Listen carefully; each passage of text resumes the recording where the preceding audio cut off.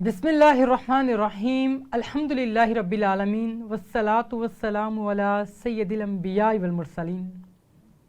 میں اس کے نام سے کرتا ہوں ابتدائے سخن، ضمیر کن سے اگاتا ہے جو زمین و زمن، اسی کے واسطے محشر اسیر امر ظہور، اسی کے حکم سے دنیا نمو کی لے میں مگن، عجب سخی ہے کہ اسے سوال کر کے صدا، نہ ہاتھ چھل ہوئے میرے نہ ہے زباں میں تھکن۔ اللہ رب العزت کا بے پایہ شکر ہے کہ رمضان اپنی رحمتیں برکتیں لٹا رہا ہے۔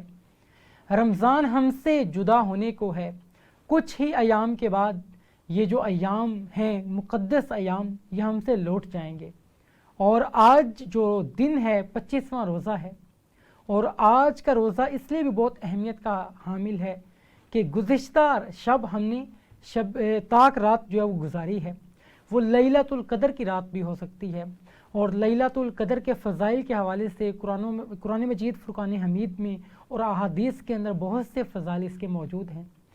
ابتدائی رمضان سے لے کر اب تک آپ جانتے ہیں کہ ڈفرینٹ مذہبی اسکالرز کے ساتھ بہت دلچسپ موضوعات کے حوالے سے گفتگو کا سلسلہ جاری رہا، اور سحر و افطار میں ہم آپ کے ساتھ حاضر رہے اور آپ سے تمام تر چیزیں شیئر کرنے کی کوشش کرتے رہے، چاہے وہ ہیلتھ کے حوالے سے ہو، دینی معلومات کے حوالے سے ہو، دینی وہ تمام تر سوالات جو آپ کے ذہنوں میں ہوا کرتے ہیں ان کو ایڈریس کرنے کی کوشش کی گئی۔ مختلف علماء کرام نے قرآن مجید فرقان حمید کی آیات کی روشنی میں، اللہ رب العزت کے کلام کی روشنی میں تمام تر چیزوں کے اوپر ڈسکشن کرنے کی کوشش کی، اور یقیناً اب یہ جو ایام ہیں کچھ ہی باقی ہیں، اور ان ایام کے اندر بھی سحر و افطار میں آپ کے لیے دلچسپ پروگرامز لے کر حاضر ہوتے رہیں گے۔ اور آج جس موضوع پر ہم بات کرنے جا رہے ہیں یہ بہت اہمیت کا حامل ہے کہ ہم اس موضوع کے اوپر ڈسکشن کرنے کے بعد، اس کی تعلیمات سے اپنے آپ کو آراستہ کرنے کے بعد، نہ صرف رمضان میں بلکہ غیر رمضان کے اندر بھی ہم اس انداز کو اگر اپنائیں گے تو یقیناً ہم اللہ رب العزت کی رضا کو بھی حاصل کر سکتے ہیں۔ رسول اکرم صلی اللہ علیہ وآلہ وسلم کو بھی خوشی ہوگی کہ اس کا جو امتی ہے وہ اس کے انداز کو فالو کرنا چاہتا ہے۔ آج کا ہمارا موضوع ہے سیرت مصطفیٰ صلی اللہ علیہ وآلہ وسلم اور آج کا نوجوان۔ آج کا نوجوان دینی تعلیمات سے دور تو ہمیں دکھائی دیتا ہے، پیارے آقا صلی اللہ علیہ وآلہ وسلم کی زندگی سے اپنے آپ کو آراستہ کرنا تو چاہتا ہے، لیکن کہیں نہ کہیں پہ بہت سے مسائل ایسے موجود ہیں، کہیں علم کا فقدان ہمیں نظر آتا ہے، کہیں سوسائٹی کے اندر ایک ایسا پریشر نظر آتا ہے جس کی وجہ سے ہم پریکٹیکلی ان تمام تر چیزوں کو نہیں کر پاتے ہیں۔ پیارے آقا صلی اللہ علیہ وآلہ وسلم کی محبت کا دعویٰ ہر شخص کرتا ہے جو مسلمان ہے، یقیناً اس سے بڑھ کے اس کے لیے اعزاز کی کوئی بات نہیں ہے کہ پیارے آقا صلی اللہ علیہ وآلہ وسلم کا وہ سچا عاشق ہو۔ اور یقیناً قرآن واضح طور پہ فرماتا ہے کہ آپ سے محبت خدا سے محبت ہے، آپ کی نافرمانی خدا کی نافرمانی ہے، آپ کی طرف بلانا خدا کی طرف بلانا ہے، آپ کی طرف ہجرت خدا کی طرف ہجرت ہے، اور آپ سے دوستی خدا سے دوستی ہے۔ جو اللہ رب العزت کو خوش کرنا چاہتا ہے تو پھر اس کو پیارے آقا صلی اللہ علیہ وآلہ وسلم کے دامن کو لازماً اپنانا ہوگا۔ اور آج اس دلچسپ اور بہت جامع موضوع کے اوپر گفتگو کرنے کے لیے جو مہمان ہمارے درمیان موجود ہیں، آپ کسی تعارف کے محتاج نہیں، ڈفرینٹ پلیٹ فارمز کے اوپر ہم آپ کو دیکھتے ہیں، بہت دلچسپ انداز کے اندر، بہت پیارے انداز کے اندر قرآن مجید فرقان حمید کی آیات کی روشنی میں، احادیث کی روشنی کے اندر آپ نوجوانوں کو اسلامی تعلیمات سے آراستہ کرتے ہمیں دکھائی دیتے ہیں۔ اور اس سے قبل ڈفرینٹ پلیٹ فارمز کے اوپر ہم نے دیکھا کہ آپ چاہتے ہیں کہ جو آج کا نوجوان ہے اس کی اس انداز کے اندر تربیت کی جائے، اس کو اس انداز کے اندر جو ہے وہ فیسیلیٹیٹ کیا جائے تاکہ وہ دینی تعلیمات سے اپنے آپ کو مکمل طور پہ آراستہ کرنے کے لیے کوشاں نظر بھی آئے اور اپنی زندگیوں کے اندر اسلام کو اپنانے کی کوشش بھی کرے۔ اور جس انداز کے اندر آپ ان تمام تر ایفرٹس کے حوالے سے کوشاں نظر آتے ہیں تو یقیناً پاکستان کا فخر ہیں آپ، اور جس انداز کے اندر آپ کام کر رہے ہیں ایسے جو پروفیسرز ہیں ان کا ہونا اس معاشرے کی نیڈ بنتا چلا جا رہا ہے، جس معاشرے کے اندر اخلاقیات بہت زیادہ پستی کا شکار ہیں۔ آج ہمارا جو معاشرہ ہے، اخلاقی اقدار کی بات کریں تو اخلاقی اقدار کے حوالے سے اتنی پستی کی طرف ہم گامزن ہوتے چلے جا رہے ہیں جس کی انتہا نہیں ہے۔ آئیے مہمان کی طرف بڑھتے ہیں۔ آپ کی، میری، ہم سب کی محبوب شخصیت ڈاکٹر وحید عزیز ہمارے درمیان موجود ہیں۔ آپ نے ہمیں ویڈیو لنک کے ذریعے جوائن کیا ہے، میں انتہائی مشکور ہوں، آپ نے ہمیں قیمتی وقت دیا۔ بہت شکریہ سر آپ کا۔ بہت دلچسپ موضوع کے اوپر آج ہم بات کریں گے، اور اس سے قبل آپ جانتے ہیں کہ پروگرام کے آغاز میں ایک اقوال زری آپ کی خدمت میں پیش کی جاتی ہے۔ کہا جاتا ہے کہ لفظ انسان کے غلام ہوا کرتے ہیں، مگر بولنے سے پہلے تک، بولنے کے بعد انسان الفاظ کا غلام بن جاتا ہے۔ آج ہم اپنی گفتار کو دیکھیں تو ہم بہت سے ایسے الفاظ کا انتخاب کرتے ہیں جس کے بہت منفی اثرات مرتب ہوتے ہیں سامنے والے کے اوپر۔ الفاظ کی گہرائی بھی ہوتی ہے، شدت بھی ہوتی ہے، اور سامنے والے کے اوپر بہت زیادہ اثر انداز بھی ہوا کرتے ہیں۔ ہمیں یہ کوشش کرنی چاہیے کہ جب گفتگو کریں تو الفاظ کا چناؤ ایسا ہو اور سامنے والے کے ساتھ اس انداز کے اندر گفتگو کی جائے کہ وہ اس بات کا احساس کرے کہ یہ کوئی شخص میرا اپنا شخص ہے، اس کو اپنائیت کا احساس ہو۔ اور رمضان ہمیں یہی سکھاتا ہے کہ اپنائیت کا احساس سامنے والوں کو دلائیے، صبر کیجئے، اور سب سے اہم بات، بھوکے کی بھوک کو اور پیاسے کی پیاس کو محسوس کیجئے۔ جو انسان اس انداز کو اپناتا ہے تو پھر تھرو آؤٹ دا ایئر ایک پریکٹس ہے جو رمضان میں ہماری ہوتی ہے، اور پھر تھرو آؤٹ دا ایئر ہم ان تمام تر چیزوں کو اپنائیں گے تو ہم بہترین انداز کے اندر اپنی زندگی کو گزار سکتے ہیں۔ آج کا جو ہمارا موضوع ہے وہ بھی سیرت مصطفیٰ صلی اللہ علیہ وآلہ وسلم کے حوالے سے ہے۔ آئیے بلا تاخیر اپنے مہمان کی طرف بڑھتے ہیں۔ پروفیسر صاحب، میں آپ سے یہ جاننا چاہوں گا، سیرت مصطفیٰ صلی اللہ علیہ وآلہ وسلم یقیناً قیامت تک کے ہر انسان کے لیے ان پیارے آقا کی سیرت کو اپنانا بہت لازم بھی ہے اور وقت کی ضرورت بھی ہے، لیکن آج دینی تعلیمات سے دوری، پیارے آقا صلی اللہ علیہ وآلہ وسلم کی سیرت اپنانے کے حوالے سے دوری اور ان کی تعلیمات سے دوری، یہ تمام تر چیزیں جو ہیں وہ ہمیں آپ کی سیرت اپنانے سے روکتی ہیں یا اسے دور کرتے چلی جا رہی ہیں، تو کیا کہیں گے اس حوالے سے؟ پہلے تو بہت شکریہ آپ کا اور مبارکباد بھی۔ آپ بڑا خوبصورت پروگرام کر رہے ہیں، اور جو محنت کر رہے ہیں اور جس ذات کے صدقے سے محنت کر رہے ہیں، جن کے نام سے محنت کر رہے ہیں، اللہ رب العزت آپ کو کامیابیاں اور کامیابیاں عطا فرمائے۔ آمین۔ دیکھیں، یہ میں نے جو بات آپ سے کی اس لیے نہیں کی کہ میں آپ کے پروگرام میں تو آپ کو یہ بات کر رہا ہوں، کوئی بھی شخص جب رسول اللہ صلی اللہ علیہ وآلہ وسلم کی تقدیس بیان کرتا ہے، آپ کی عظمت بیان کرتا ہے، وہ خود بیان نہیں کرتا بلکہ اسے بیان کرنے کے لیے چنا جاتا ہے۔ اللہ اکبر، تو کیا کہنے؟ آپ نے جو کچھ یقین کیجئے فرمایا ہے آقا علیہ السلام کی ذات اقدس کے لیے، وہ زبان آپ کی ہے لیکن الفاظ آپ کو کہیں اور سے عطا ہوئے ہیں، بے شک، اور یہ جو ترتیب ہے وہ بھی کہیں اور سے عطا ہوئی ہے۔ ہماری اوقات نہیں ہے کہ ہم اس ذات اقدس کی تعریف کر سکیں جن کے صدقے کائنات تخلیق ہوئی۔ بے شک۔ تو ایک تو آپ کبیر بھائی بہت بڑا کام کر رہے ہیں، یہ معمولی کام نہیں ہے۔ اب آج دوسری بات پر کہ ہماری جو موجودہ نسل ہے اس میں جو تعلیمی اثرات میں ہمیں دینی اثرات بہت کم دکھائی دیتے ہیں، تو سر ایسا میری نقطہ نظر کے مطابق نہیں ہے، صرف تھوڑا سا اینگل چینج ہوا ہے، زاویہ بدلا ہے تھوڑا سا۔ اب زاویہ بدلنے کا کچھ فائدے بھی ہیں، کچھ نقصان بھی ہیں۔ فوائد اس کے کیا ہیں؟ دیکھیے کہ فائدے یہ کہ ہم جدید ایجوکیشن کی طرف بڑھے، بہت اچھی بات ہے، بڑھنا چاہیے۔ اور اگر آپ تاریخ اٹھا کر دیکھیں تو رسول اللہ صلی اللہ علیہ وآلہ وسلم نے باقاعدہ طور پر مروجہ علوم کو حاصل کرنے پر زور دیا ہے۔ ایسا ہی ہے، مروجہ علوم جو ہیں وہ کبھی بھی دینی علوم سے ہٹ کر ہوئے ہی نہیں، ہم الگ نہیں کر سکتے اسے۔ ہمارا دین ایک مکمل میسیج ہے، پیغام ہے، تو ایک مکمل چیز کے اندر کئی اجزاء چلتے ہیں، جز چلتے ہیں۔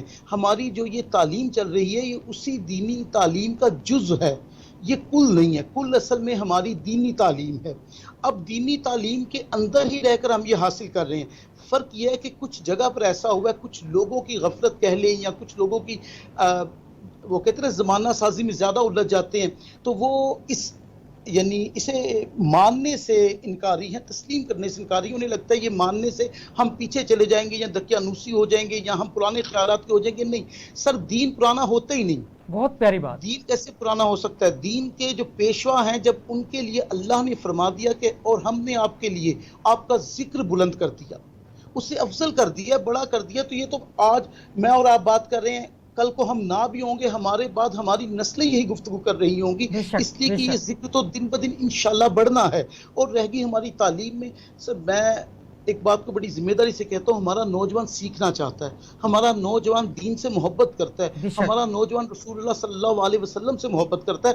آپ رسول اللہ صلی اللہ علیہ وسلم کا ذکر کر رہے ہیں، لوگ آپ سے محبت کر رہے ہیں۔ اصل میں صرف فرق کتنا ہے کہ کچھ چیزوں میں ہم اس قدر زیادہ بکھر گئے ہیں، منتشر ہو گئے ہیں، سوچیں ہماری انتشار کا شکار ہو گئی ہیں۔ اب وہ کیوں ہوئی ہیں وہ مجھے بھی سوچنا ہے اور آپ کو بھی سوچنا ہے بے شک کہ ہم نے وہ میسج کنوے اس طرح نہیں کیا جو میری اور آپ کی ذمہ داری تھی۔ بالکل صحیح یہ ایک فرمایا۔ بڑی حقیقت، اسے ایڈمٹ کرنا پڑے گا، لیکن ہم کہیں بھی دور نہیں ہوئے، میں معذرت سے بات کر رہا ہوں، دور نہیں ہوئے۔ صرف یہ کہہ لیجئے کہ تھوڑی سی دھندلاہٹ ہماری آنکھوں کے سامنے آ گئی جو ہم ہٹانا نہیں چاہ رہے، یا ہمیں ہیزیٹیشن ہے، یا پھر ہم خوف میں مبتلا ہیں، پتہ نہیں اس موضوع پر بات کریں گے تو لوگ ہمیں کیا کہیں گے، ہم اس موضوع کے قابل بھی ہیں یا نہیں ہیں، جبکہ میرے آقا علیہ السلام کا ذکر کرنے کے لیے قابلیت سے زیادہ شعور اور اس کے بعد اس عقیدت اور محبت کی ضرورت ہے جو فطری طور پر ہمارے اذہان و قلوب میں موجود ہے۔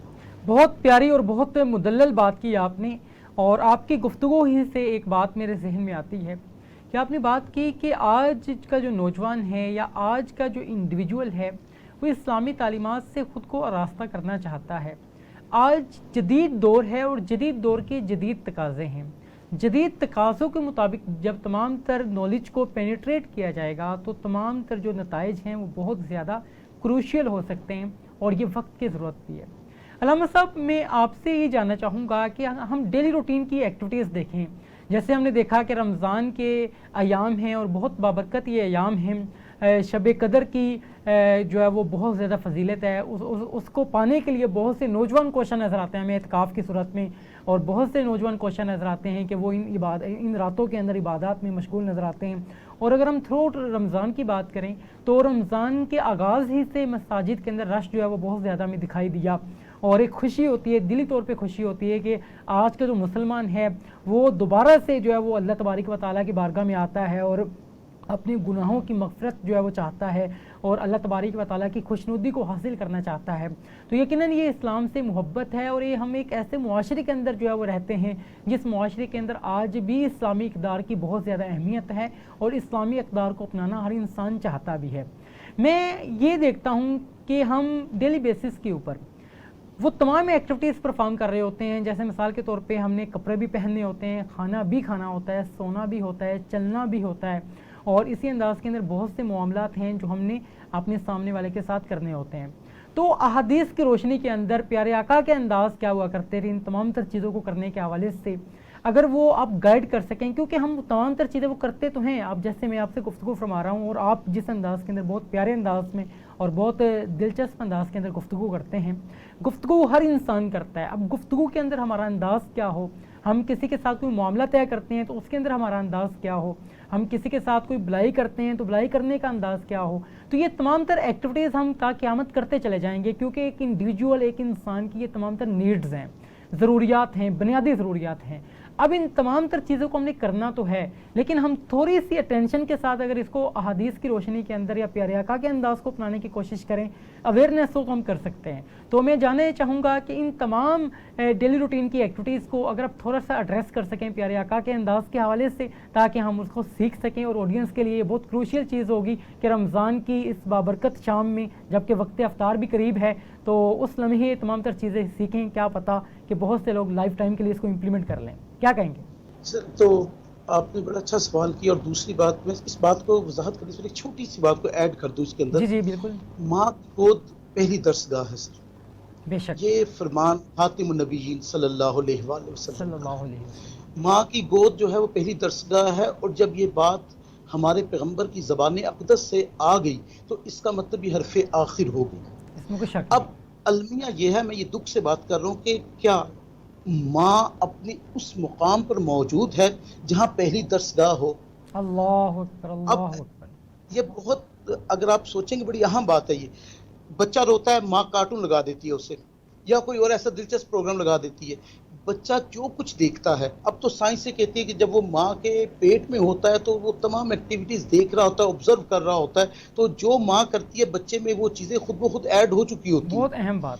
اور سات سال تک آنے کی عمر میں بچہ 70% چیزیں آبزرو کر چکا ہوتا ہے سوسائٹی کی۔ ہم اس کے بعد 30% جو ہے وہ پلس مائنس کر سکتے ہیں۔ اس کا مطلب جو گھر کا انوائرمنٹ ہے، ماں کی گود ہے، وہ بہت امپورٹنٹ رول پلے کرتی ہے اس میں۔ لیکن یہاں مسئلہ یہ ہے کہ اب ہم بہت زیادہ یعنی کہہ لیں ماڈرن ہونے کے چکر میں یا اپنے آپ کو جدید ماں باپ ظاہر کرنے کے چکر میں بچے کو ہر چیز سکھا رہے ہیں، لیکن اس کو اس طرف راغب نہیں کرنا چاہ رہے جس طرف ہمیں راغب کرنا ضروری بھی بے ہے، شک۔ لازمی بھی ہے اور ہمارے فرائض میں بھی شامل ہے۔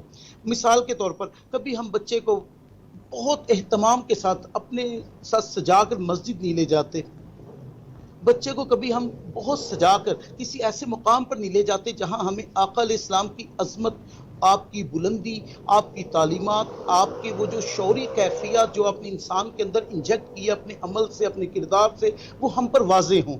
ہم ایسے اہتمام نہیں کرتے جس کی وجہ سے بچہ کتاب میں صرف اتنا پڑھتا ہے کہ رسول اللہ صلی اللہ علیہ وسلم اللہ کے آخری نبی ہیں، آپ نے اسلام کی تبلیغ کی۔ اب اس کے ذہن میں جو دائرہ بن رہا ہے نا وہ ایک مبلغ کا بن رہا ہے۔ یہ آپ صلی اللہ علیہ وسلم کی ذات اقدس کو محدود کرنے کی ناکام کوشش ہے۔ بے شک۔ آپ محدود نہیں ہیں، آپ لا محدود ہیں، رحمت العالمین ہیں، جیسے رب العالمین۔ جہاں جہاں اللہ کا کمال ربوبیت، وہاں وہاں رسول اللہ صلی اللہ علیہ وسلم کا جمال رحمت ہے۔ بے اب شک۔ آپ صلی اللہ علیہ وسلم جو لباس پہنتے تھے، جس انداز سے پہنتے تھے، لباس کا نیا ہونا شرط نہیں ہے، اس کا طاہر ہونا شرط ہے، اس کا پاک ہونا شرط ہے، اس کا صاف ہونا شرط ہے، تاکہ دوسرے کراہت محسوس نہ کریں آپ سے۔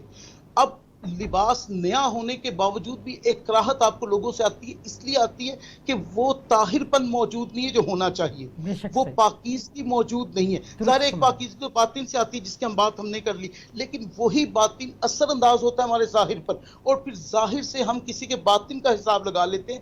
اب جو نوجوان ہے نا، اس کو ان باتوں کا علم نہیں ہے، میں اسے بلیم نہیں کر رہا، اس کو تو علم ہی نہیں ہے۔ ہم نے اسے بہت کچھ سکھایا ہے، لڑائی جھگڑے سکھائے ہیں ہم نے دوسرے کو برا بھلا کہنا سکھایا ہے، ہم نے کفر کے فتوے دینے سکھائے ہیں، لیکن اسے آقا علیہ السلام کی وہ تعلیمات نہیں بہت سکھائی جس میں پیاری یہاں محبت بات کی اور آپ نے کہ پیارے آقا صلی اللہ علیہ وآلہ وسلم کی تعلیمات صلی سے اللہ علیہ اس کو آراستہ کیا جائے گا تو پھر اس سے عمل کا تقاضا کرنا جو ہے وہ بے یقیناً شک ایک ویلڈ انداز ہو سکتا ہے۔ جب تک اویئرنیس نہیں ہے تب تک ہم اس کے اوپر کوئی بلیم نہیں کر سکتے، بے اور شک اسی انداز کے ایسے اندر گفتگو کا سلسلہ جاری رہے گا۔ ایک وقت ہوا ہے بریک کا، بڑھتے ہیں ایک بریک کی جانب اور ملتے ہیں ایک چھوٹا۔ جی ناظرین، ایک بار پھر سے آپ کو خوش آمدید کہیں گے۔ پروگرام کا سلسلہ اسی انداز میں جاری ہے۔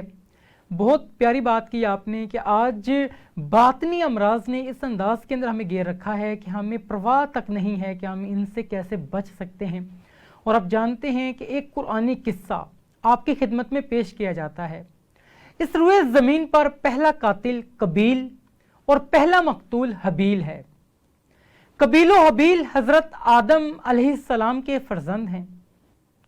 حضرت حوا رضی اللہ تعالیٰ عنہ کے ہر حمل میں ایک لڑکا اور ایک لڑکی پیدا ہوتے۔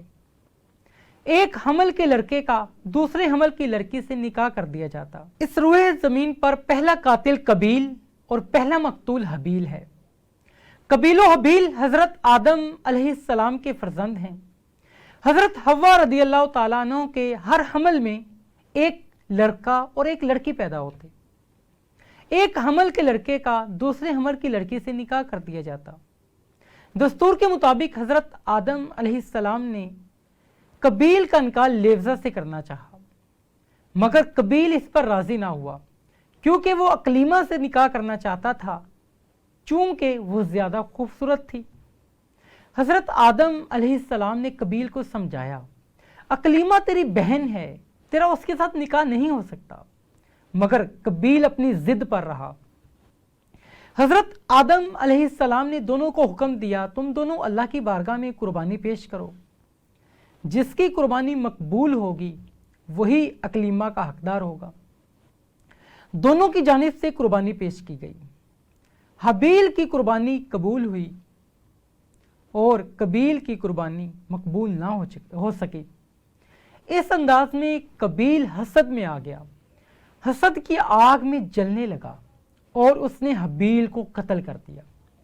اس روئے زمین پر ہونے والا یہ پہلا قتل تھا، اور اس قتل کی وجوہات کے اوپر بات کریں، ایک حسد اور دوسرا عورت کا فتنہ۔ آج ہمارے معاشرے کے اندر عورت کا فتنہ کتنا زیادہ پھیلتا چلا جا رہا ہے، ہر نوجوان اس فتنے کا شکار ہوتا چلا جا رہا ہے۔ جو کو ایجوکیشن کا ایک انداز اپنایا گیا ہمارے معاشرے کے اندر، ہر انسان نہ چاہتے ہوئے بھی تعلیم کے لیے جب نکلتا ہے تو وہاں پر اس کو ایک بہت بڑا ایک امتحان یہ بھی سامنے آتا ہے کہ وہ عورت کے فتنے سے بچ سکے، لیکن بہت سے لوگ اپنی جوانیاں اس حوالے سے خراب کر دیتے ہیں، اور پھر یہی وجوہات ہیں کہ آج جو معاشرہ ہے وہ اخلاقی پستی کا شکار ہے۔ دعا ہے کہ اللہ تعالیٰ ان تمام تر چیزوں سے ہمیں بچنے کی توفیق عطا فرمائے۔ علامہ صاحب کی طرف بڑھتے ہیں۔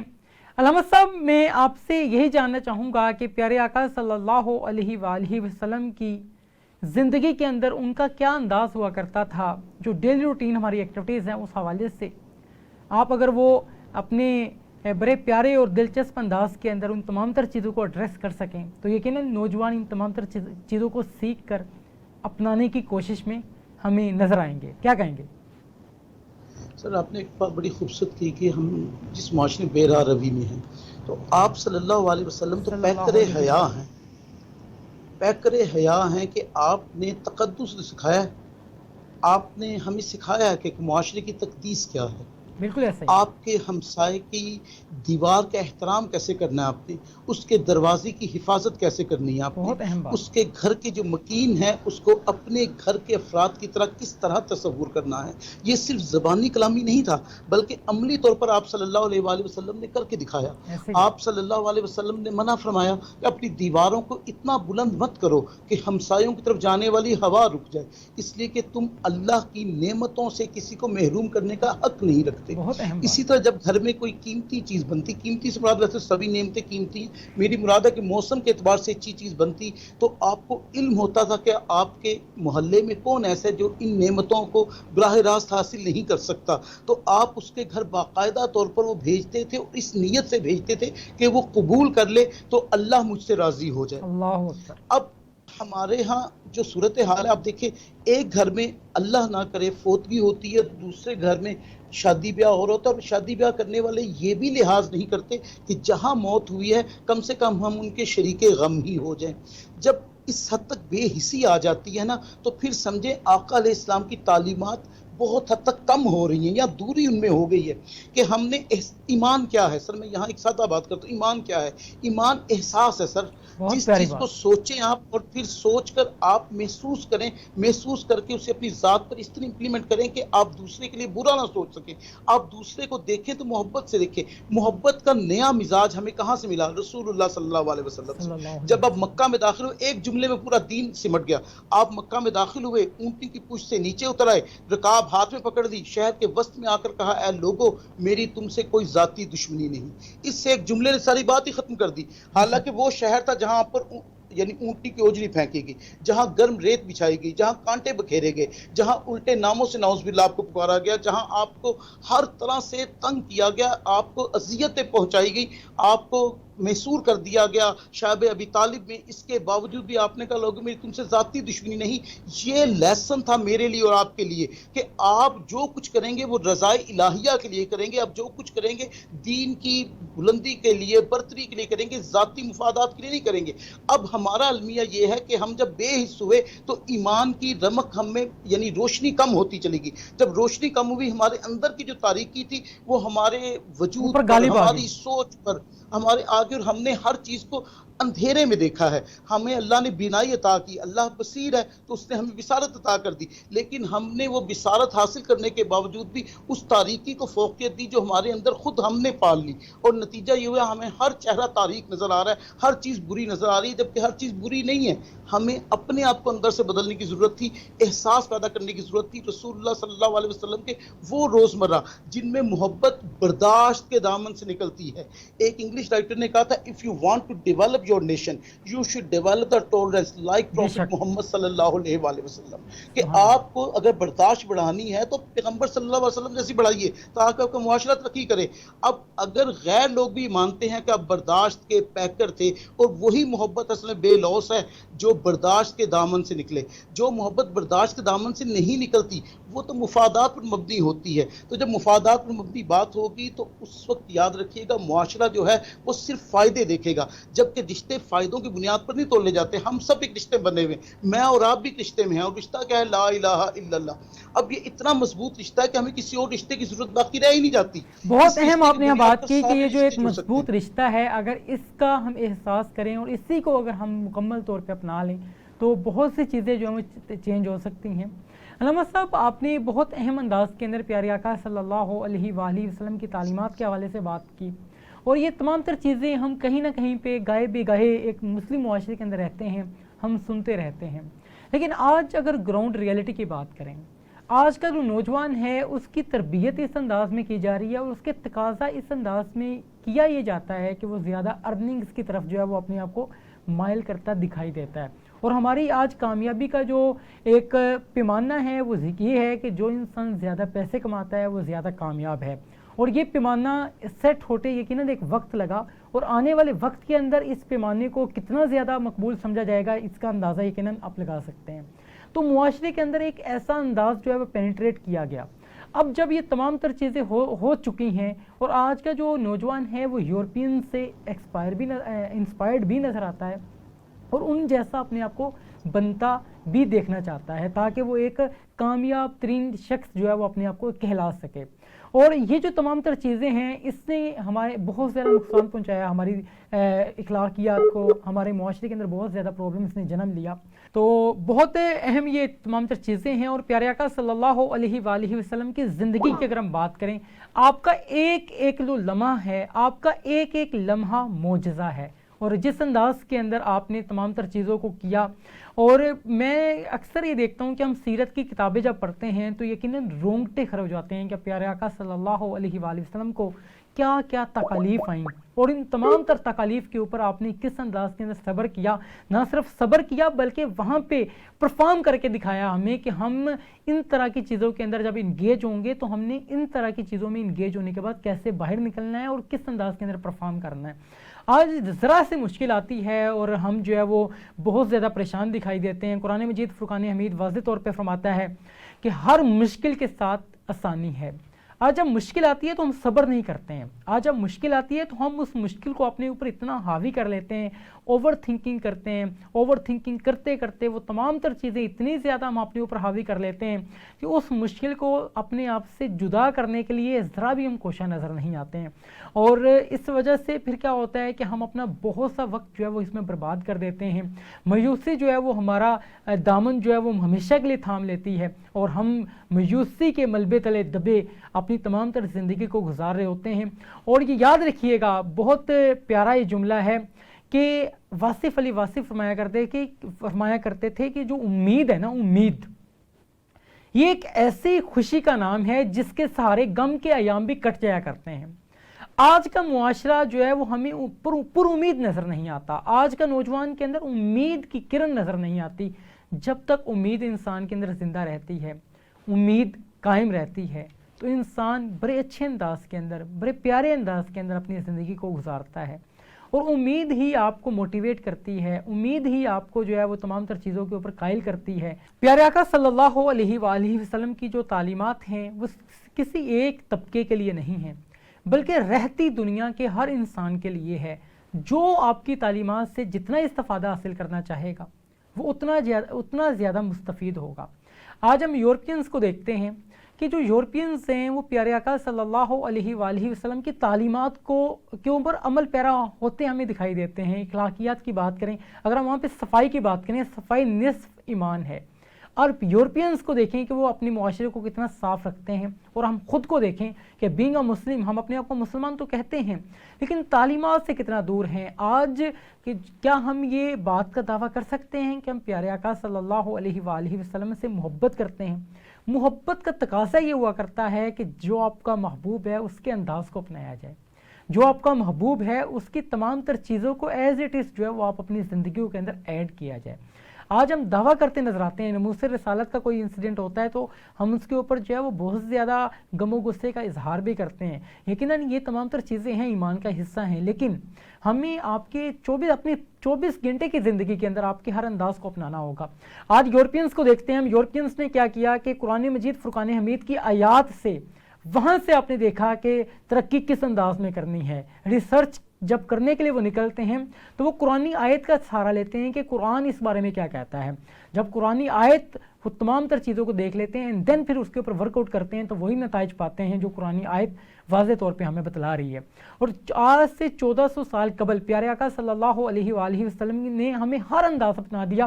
ہمیں کہا جاتا ہے کہ اوسوفیگس جو نالی ہے ہمارے گلے کے اندر، اس نالی کے اندر خوراک جو ہے وہ ہم انٹیک کرتے ہیں، تو ہمیں اکثر ڈاکٹرز یہ کہتے ہیں کہ گرم کھانا آپ مت کھایا کرو، اس سے آپ کی نالی جو پھٹ جائے گی اور بہت سے جو مسائل ہیں وہ جنم لے سکتے ہیں۔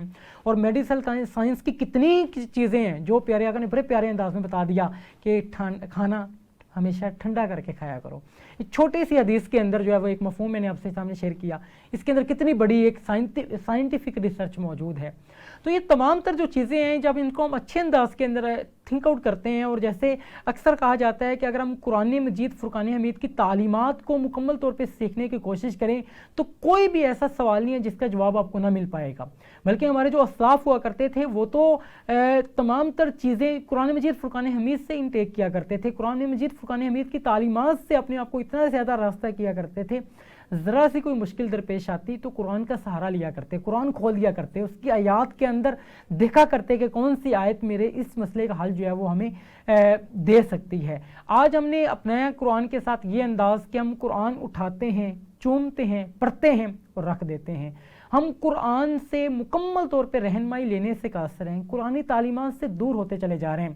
اور ایک بہت اہم بات مجھے یاد آتی ہے، ایک اماں جو کہ ایک دیہات میں رہا کرتی تھی، اس کا بیٹا شہر میں جاب کیا کرتا تھا، اس کا بیٹا اس کو ایک لیٹر بھیجا کرتا تھا اور اماں جان اس لیٹر کو پکڑا کرتی، چوما کرتی اور رکھ دیا کرتی کہ میرے لختے جگر نے مجھے کوئی گفٹ بھیجا ہے۔ اس انداز کے اندر وہ لیٹر جمع کرتی چلی گئی اور بہت غربت کی حالت میں اپنی زندگی بسر کرتی چلی گئی، اور غربت کی حالت میں ان کی وفات ہو جاتی ہے۔ جب بیٹا واپس آتا ہے، والدہ کی ڈیتھ ہو چکی ہے، اور محلے دار اس کو بتاتے ہیں کہ آپ کی والدہ بہت غربت کے اندر اس معاشرے کے اندر رہی، 2 وقت کا کھانا کھانے سے محروم رہی، تو بچہ روتا ہے، چیختا ہے اور وہ لیٹر اٹھاتا ہے۔ وہ لیٹر چیک ہوا کرتے ہیں جس کو کیش کروا کر وہ اپنی زندگی کو بہتر بنا سکتی تھی۔ آج ہم نے قرآن کے ساتھ یہی انداز اپنا لیا کہ قرآن ہمارے سامنے موجود ہے، تمام تر چیزوں کا نالج لیے قرآن ہمارے سامنے موجود ہے، لیکن ہم قرآن سے مکمل طور پہ رہنمائی لینے سے قاصر ہیں، قرآنی تعلیمات سے ہم اپنے آپ کو دور کیے ہوئے ہیں۔ ہم نے قرآن کو جس تلاوت کے لیے جو ہے وہ رکھ لیا، جب کوئی وفات پاتا ہے تو اس کی سوال ثواب کے اوپر ہم قرآن پڑھتے نظر آتے ہیں۔ اگرچہ یہ انداز بھی بہت خوبصورت ہے اور بہت فضائل ہے تلاوت کے بھی، لیکن ہمیں اس بات پہ دیکھنا ہوگا کہ ہم نے قرآن کے ساتھ کیا وہ انداز اپنایا جو ہمارے اسلاف کا تھا۔ اگر نہیں اپنایا تو یقیناً اس کے اوپر بہت بڑی تھنکنگ کرنے کی ضرورت ہے، اور آج ہم اغیار کو اپناتے ہوئے ذرا بھی آر محسوس نہیں کرتے۔ آج کا جو نوجوان ہے یہ ایک انداز اپنایا جائے کہ آج کے نوجوان کو جو ہمارے اسلاف ہیں ان کی تعلیمات سے آراستہ کیا جائے۔ ہمارے ساتھ پروفیسر صاحب موجود تھے، بڑی پیاری آپ نے گفتگو کی، اور آج 25واں روزہ ہے جو کہ اب کچھ ہی لمحات کے بعد افطار کی طرف ہم چلے جائیں گے، اور آج کی جو رات ہے وہ 26ویں رات ہے، اور پھر 27ویں رات ہے اور 29ویں رات ہے۔ یہ 2 طاق راتیں ہمارے پاس موجود ہیں۔ دعا ہے کہ اللہ تعالیٰ ان دونوں راتوں کے اندر ہمیں اچھے انداز کے اندر عبادات کے اندر مشغول رہنے کی توفیق عطا فرمائے۔ رمضان کی ان بابرکت ساعتوں کے اندر پروگرام رمضان اسپیشل لے کر آپ کی خدمت میں حاضر ہوتے رہیں گے۔ اپنے میزبان کبیر حیات کو اجازت دیجیے، اس امید کے ساتھ کہ اگلے پروگرام میں ایک نئے مہمان کے ساتھ ایک دلچسپ موضوع لیے آپ کی خدمت میں حاضر ہوں گے۔ جب تک کے لیے خدا حافظ۔